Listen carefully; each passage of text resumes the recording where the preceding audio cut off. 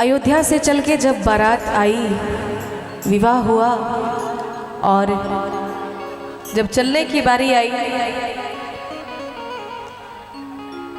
तो होता ना कि जब पहुना घर आते हैं तो सारी सालियां सरहजे घेर के बैठ जाती, हंसी मजाक हंसी ठिठोली होती है।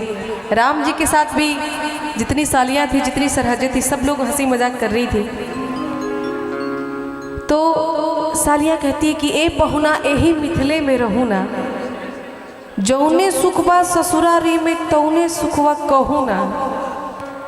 और सही बात है, जितना पहुना का इज्जत ससुराल में होता है, बाकी तो घर की मुर्गी दाल बराबर। लेकिन ससुराल में भी तभी होता है जब कभी कभी आए, पहुना आके बैठ जाए तो फिर कोई इज्जत नहीं रहती। तो राम जी को कह रही है, बहला रही है कि यही रह जाइए आप जो सांवले हैं, काले रंग के हैं, हम लोग उपटन मल मल के गोरा बना देंगे, आपको सुंदर बना देंगे, खूब नहलाएंगे, खूब घुमाएंगे फिराएंगे, झील में सैर कराएंगे और साथ में घूमेंगे, खूब मस्ती करेंगे, बहुत आनंद आएगा। क्या कहती है, किस भाव से कहती है सखिया, आइए सुनते हैं।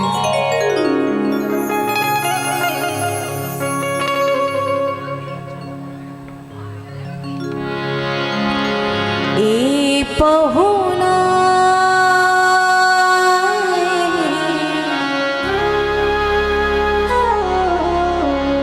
मिथिले में रहूं ना,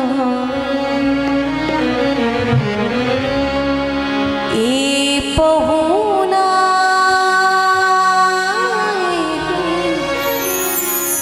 अज मिथिले में रहूं ना, जौने सुखबा ससुरारी में, जौने सुखबा ससुरारी में, तौने सुखबा कहूँ ना, ए पहुना मिथिले में रहूँ ना, ए पहुना मिथिले में रहूँ ना, जौने सुखबा ससुरारी में, जौने सुखबा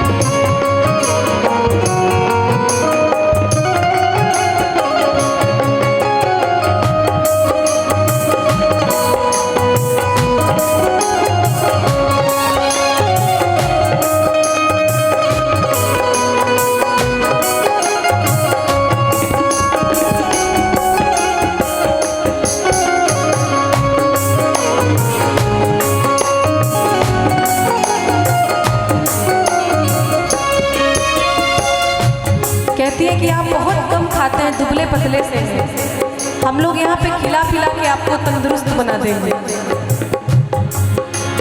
नित नवीन मन भावन व्यंजन पर सब कंचन हारी है।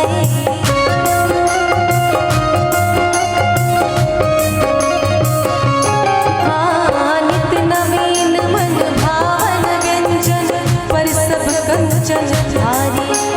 स्वाद भूख बढ़ जाए सुन सारी सरहज के गारी।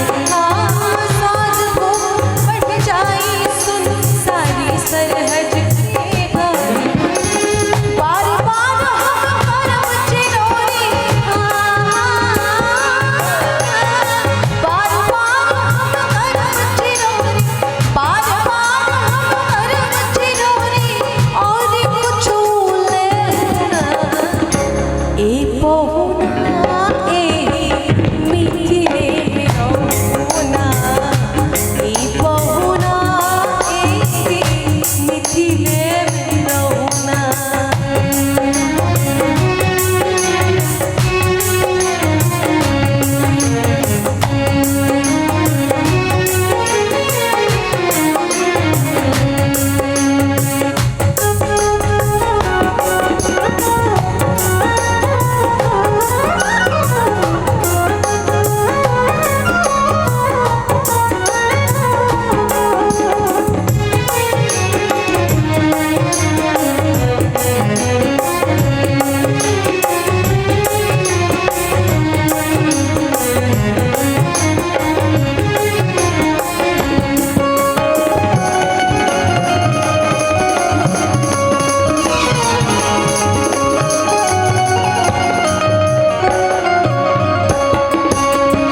कमला विमला दूधमती में झिझरी खूब खेलाई हो।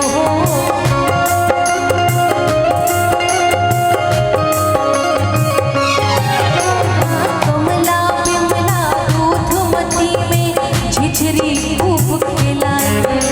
अरे सावन में कजरी गा के झूला रोज झुलाए।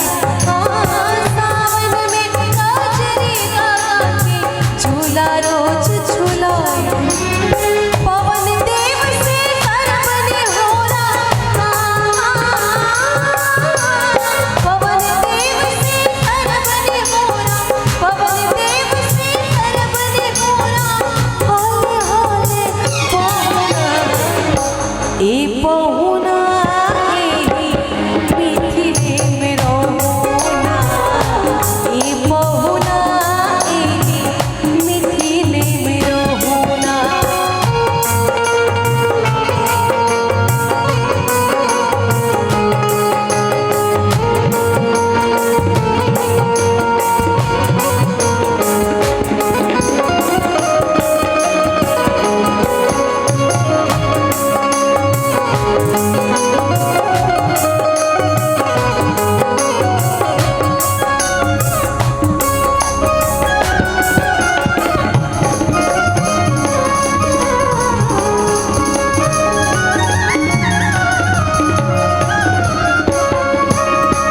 हमर निहोरा रघुनंदन से माने या ना माने हो।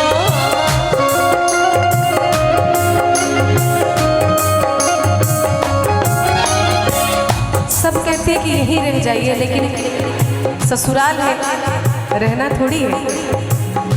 मानते नहीं है रघुवर और जाने की बात कहते हैं तो कुछ सखियां कुछ सालियां कहती हैं, अरे हमर ने हो